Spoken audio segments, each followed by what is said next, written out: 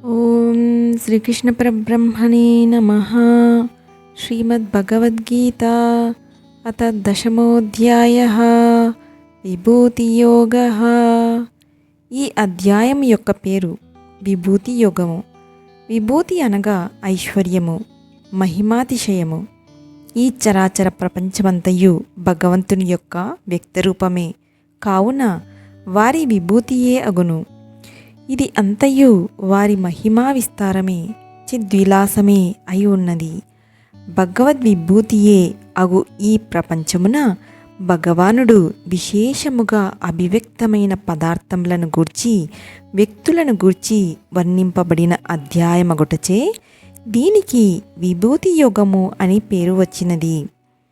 ఈ అధ్యాయమందలి ప్రధాన విషయములు: 1.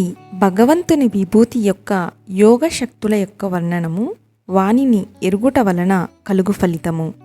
2. ఫల ప్రభావ సహితముగా భక్తి యోగం యొక్క నిరూపణము. 3.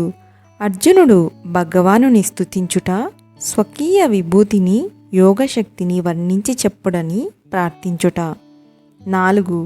భగవానునిచే గావింపబడిన విభూతి వర్ణనము.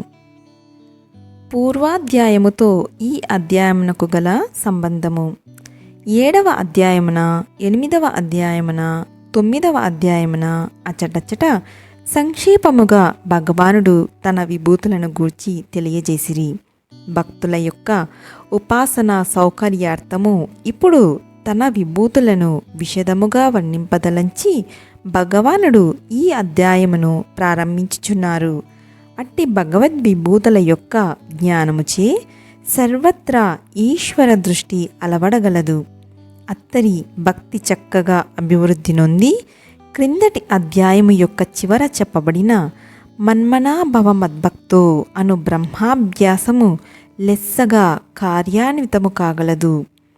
అట్టి నిరంతరాత్మ దృష్టి కొరకే భగవద్విభూతిని గూర్చిన విజ్ఞానము సహాయకారిగా ఉండగలదు. కనుక ఈ విభూతి యోగము ప్రారంభింపబడుచున్నది పూర్వము తాను చెప్పిన విభూతి సంబంధములైన వచనములనే మరలా ఇప్పుడు విస్తృతముగా తెలుపుచున్నానని భగవానుడు నుడువుచున్నాడు.